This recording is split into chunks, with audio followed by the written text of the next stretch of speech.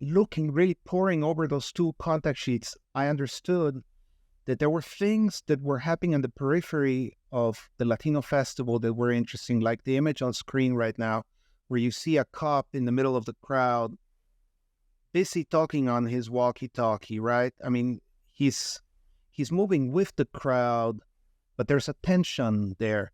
And I caught a couple of other images where I spotted maybe a banner from the FSLN, the Sandinista Front for Liberation, at a time when, like the Contras were fighting in Nicaragua.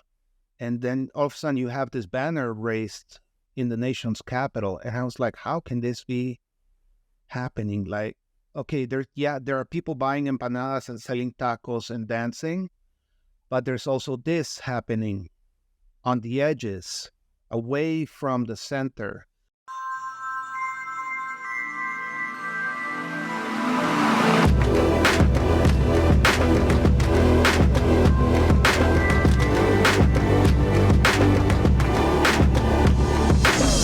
The next project that I want to share with you is The Street Becomes. That's book that was awarded by Urbanaut in 2020 and published by Meteoro Editions in Amsterdam in 2021. But it's a project that actually started much earlier than that, in 2014, when I was an artist in residence at the Smithsonian Museum in Washington, D.C. And it just took a long time to fully realize itself into a book form. The theme of the project is the urban street and how it changes in times of war and peace. And all the words in the book come from archives of photographs, some of them institutional and some of them private. I represent war and peace arbitrarily. So war is the U.S. Marine Corps photographs of American interventions, military interventions in regions of the Caribbean and Central America in the beginning of the 20th century and the middle of the 20th century. And then peace is something called the Latino Festival in Washington, D.C. during the late 1970s and 1980s. Now, why I chose those two bodies of work to represent war and peace has to do with the residence itself at the Smithsonian. And if that is of interest, I can tell you a little bit about that as well. Of course.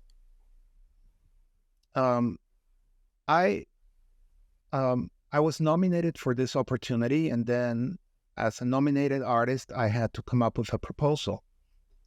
The Smithsonian is huge. It's 21 museums under the umbrella of that one institution. And it's truly Byzantine. Nobody at one museum knows what's in the other museum. You can't. There's so much. There's just hundreds of thousands of items at the Smithsonian. Some of them are digitized, some are not. Some they of range them from all kinds of subjects too. So it's absolutely it's a massive. Yeah, that I've been to the Smithsonian. I've only been to 5 of them, but it still felt like it was so many. Yeah. So, yeah. It's mind-boggling. I had this opportunity to do a research project. That's what the grant called for, the fellowship called for, but the possibilities were endless. So to narrow them down, I took as my starting point the fact that I'm Guatemalan, and different cities across the United States have different kinds of Latino populations. So, for example, Houston, where you're from, very Mexican. Same with Chicago. But if you go to New York, New York is very Puerto Rican, very Dominican. If you go to Miami, it's very diverse, but there's very important Cuban population there that is powerful. If you go to Washington, D.C., Central Americans rule.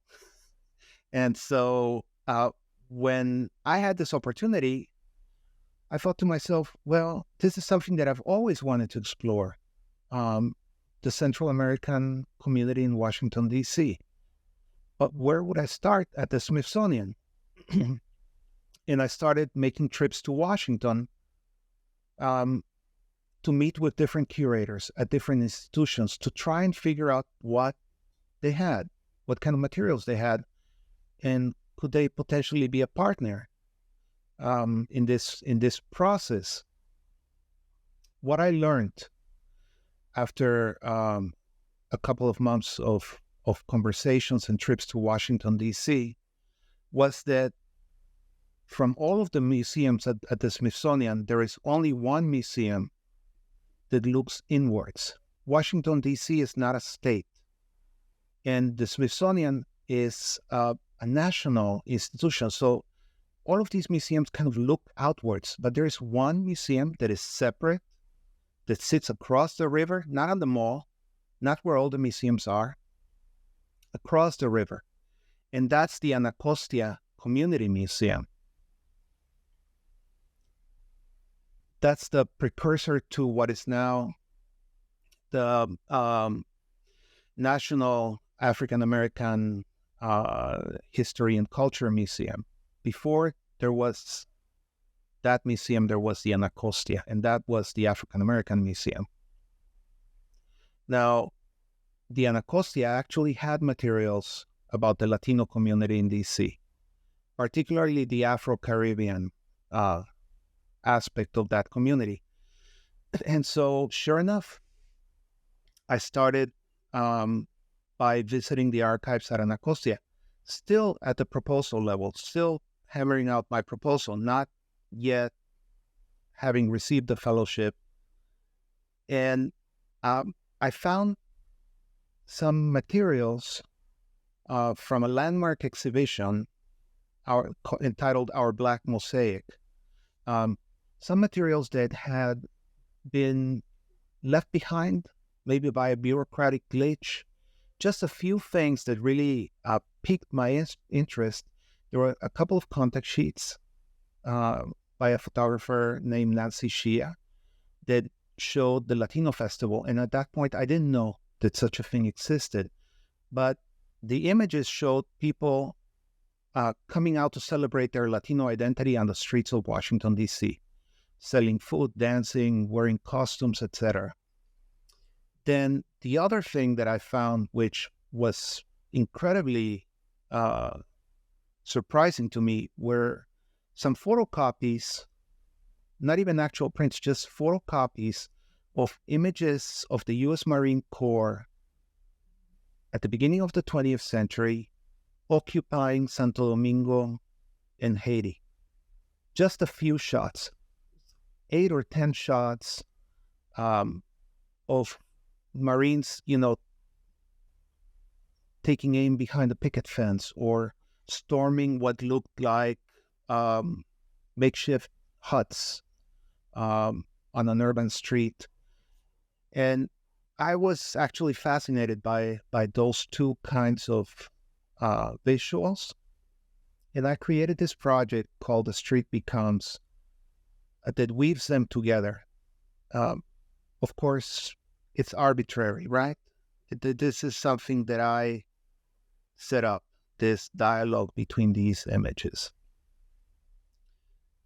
So,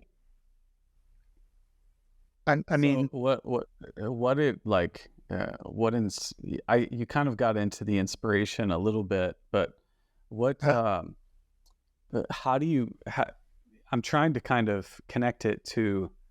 Did you feel drawn to this like initially, or just like this topic was like so rich for your own discovery? I'm just seeing you going through your grandma's album, discovering images, and I feel like you're kind of doing the same thing here and it inspired something. Yeah, Yeah. absolutely. I mean, I started picking at that imagery and looking, really poring over those two contact sheets. I understood that there were things that were happening on the periphery of the Latino festival that were interesting, like the image on screen right now, where you see a cop in the middle of the crowd, busy talking on his walkie-talkie, right? I mean, he's moving with the crowd, but there's a tension there.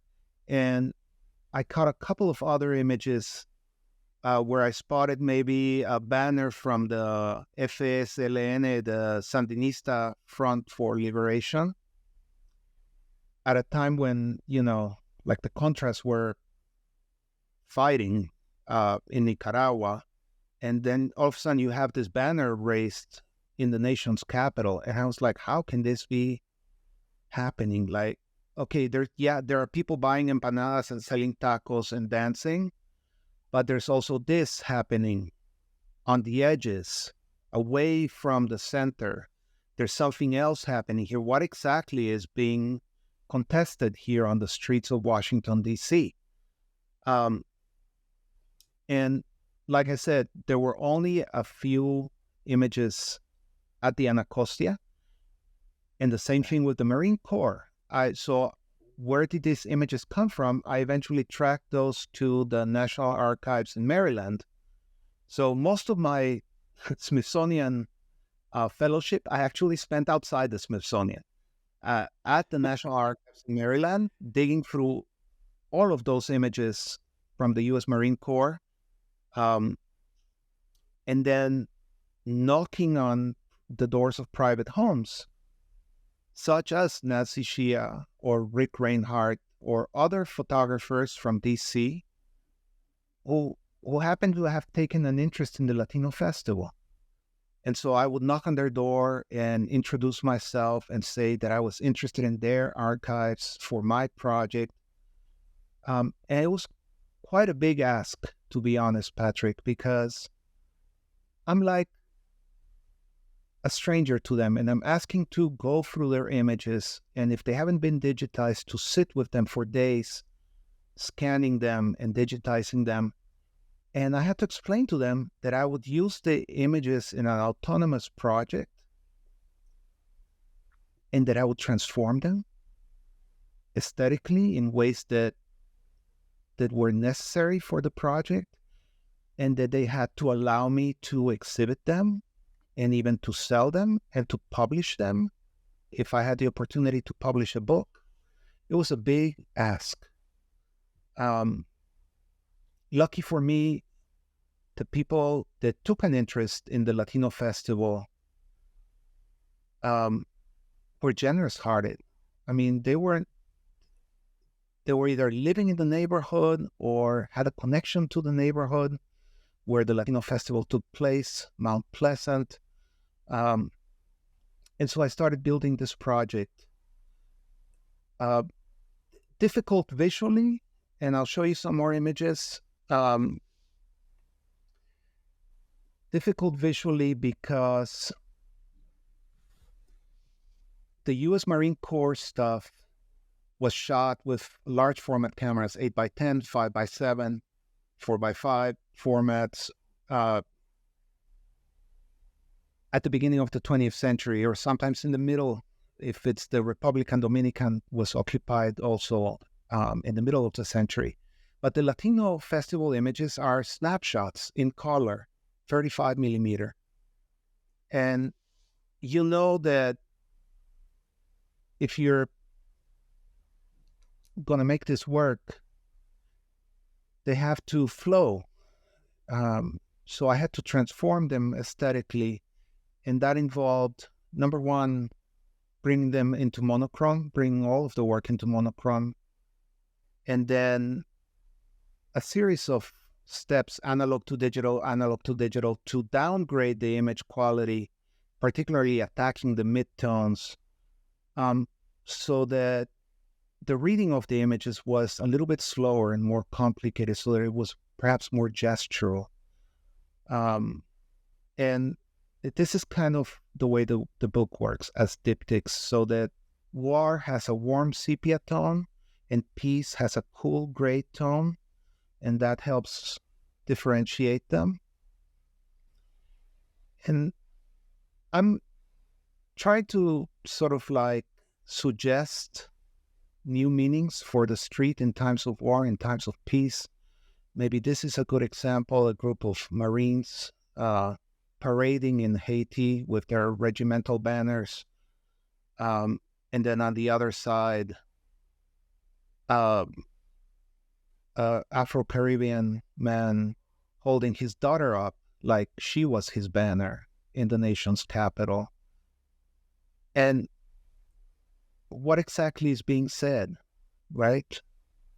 How is the street transformed? Even the context.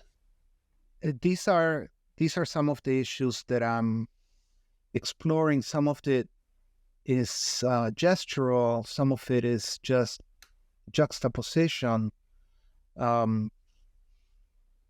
There's so much to say, and I don't want to, spend all of our time actually discussing images.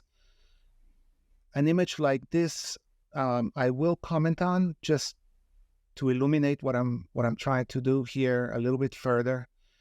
The man who is being detained on the street on the left and being forced to strip down in a public space. If you look at the man on the right side and his dance, there's a symmetry there, and Latin American dance actually contains a lot of history in it. There's a Colombian dance, for example, where the man drags his foot behind him as he dances, slowly drags his foot. That's about jail time. And so this is where I'm bringing these two very disparate visuals into a collision or a dialogue with each other, and leaving it open-ended so that people can take away whatever they will from that dialogue. I have a question for you. What was it like to switch to interpreting other people's images or other photographs that you didn't necessarily take? There's something I read that was like photography happens in 2 edits, and I might be getting this wrong, so someone will probably comment down below and make sure you tell me. But the first edit's when you take the image, right? You're selecting and framing it and providing a perspective, and then later, when you get all those images, you start to make a selection from those to kind of tell a story. That's the second. And here you're going in on that second edit, and you're going in with a different. What was it like to do that when you've been photographing for so long?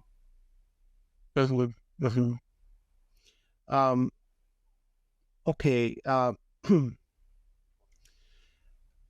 The title essay for the book actually struggles with some of those questions, and it's a conversation between myself and Olivia Cadaval, who was the head of the Folk Art Museum at the Smithsonian, a woman who is an ethnographer and has written extensively about the Latino Festival. And so, our conversation is the title essay. So what is the use of an archive from an academic's point of view or from an artist's point of view? What does it mean if you're an academic, and what's the first thing you try to do with the photographs, and what is the first thing you try to do with the photographs if you're an artist? So I would encounter the photographs and let them speak to me as photographs. Like, what am I getting from this image? What is the light and the shadow and the composition and the texture making me feel? What am I getting lyrically from these photographs, an academic would first try to build a context, right? Where was it taken? Who's in it? What was the historical moment? What's happening in the days or weeks or years previous and after this photograph? Create a factual context for this, right? I'm just trying to pull in the images that really speak to me as visual objects. And there were so many, and it was such a thrill to try to inhabit a time and place that was not available to me, but nevertheless, I felt it was urgent for me to understand. I could have been a Guatemalan leaving my country for Washington, D.C. in the late 70s, running away from the Civil War and trying to build a new life in Washington, D.C. That was not my story. It could have been. So I was fascinated by the fact of this community in a place like Washington, D.C. And, it's a very interesting moment when the Latino Festival starts happening, because the motivation to organize the festival is that somebody did a census of the Latino community and they were grossly underrepresented. The government did a census and the numbers were ridiculously low. So the Latino community was like, this is not us. I mean, we're way more than 17,000 in Washington, D.C. That's not true. So how do we become visible? And some of these Latinos of Afro-Caribbean descent had already been involved in the struggle for equal rights in the African-American community. So they knew the importance of the street. And they knew that a show of numbers meant a show of force and meant that you had to be recognized with, a force to be reckoned with. And that's the impetus to go out on the street. So it's a manner of celebrating your identity, but in a deeper way, it's a manner of creating that identity, because that identity doesn't exist in the public eye. You're invisible. So how do you become visible? And there's all kinds of things you can say about from all kinds of points of view if you go to the archive.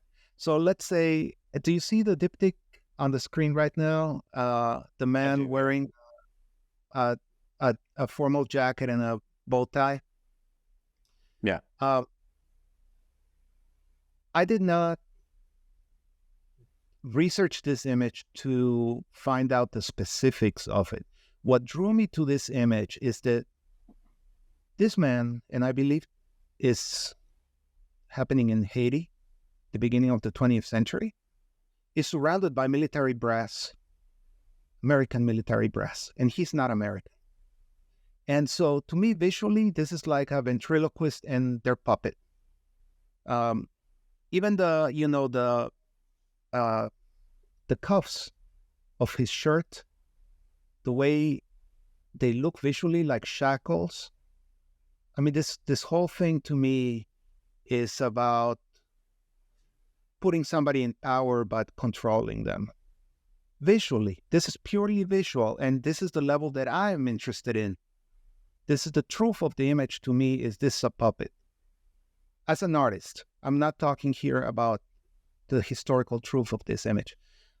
On the other side of the page is a guy who's wearing a shirt that says Pepe el Jefe, Pepe the Chief.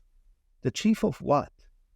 Like, what exactly does he command? He seems to be kind of a little bit anxious or bored and absolutely alone in the frame, but he's wearing that shirt. So who gave him the shirt? Is it a family joke? Is he really the chief of something? Does he have power? What kind of power does he wield?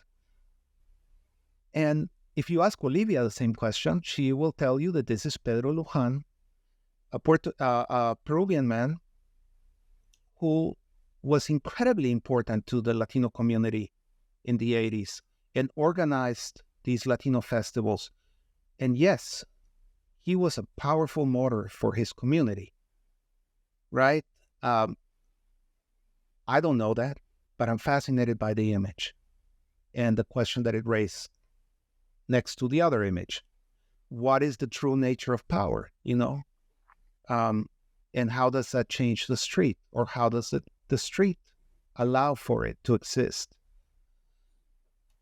That is just, and the backstory your interpretation of them is really, really interesting in the way you have him looking at and I'm going to use your words here, the puppet, and Yeah. He's claiming himself to be El Jefe by his shirt, but he's looking at the installed leader.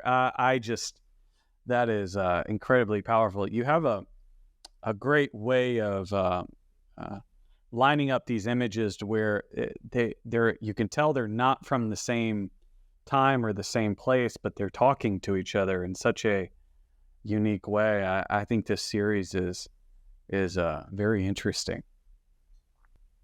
When you work on a series, there's moments where something becomes clear aesthetically to you, and then you try to use that as a benchmark in a way to structure the work. This was one of those moments for me, this counterpoint.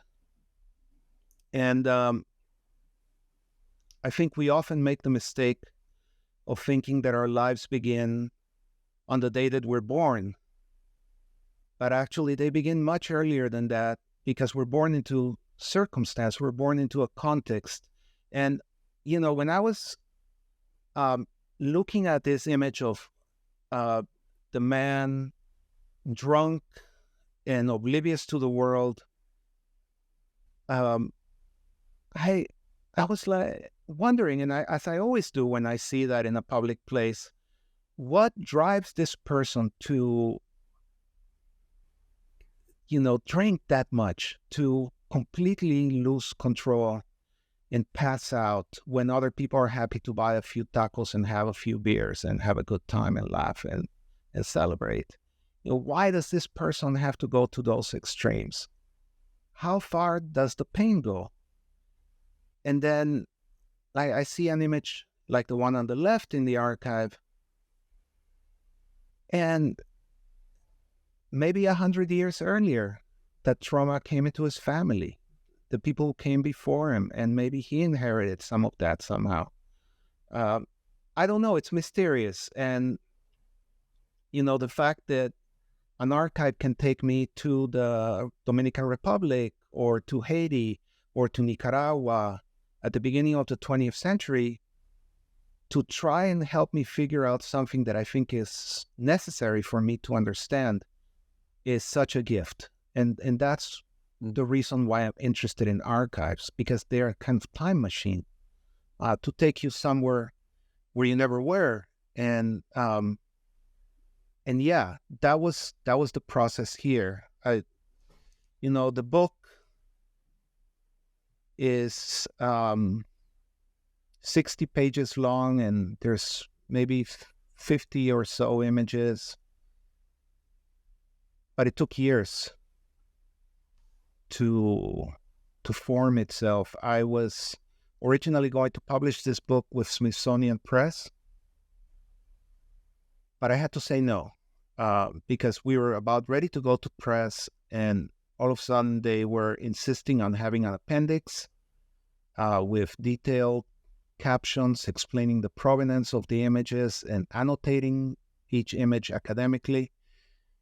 And I was like, no, you guys, that's not the point. That was never the point. There is no academic justification for this. This is entirely an artistic intervention. I cannot justify calling the U.S. interventions in Central America war academically, and I cannot justify calling the Latino Festival peace in any way, shape, or form. So we're like going down the wrong road here. So it fell apart. I had to say no. And then a year went by and I couldn't even look at the work because I was just so chagrined. The chagrin of the whole thing, it left such a bad taste in my mouth.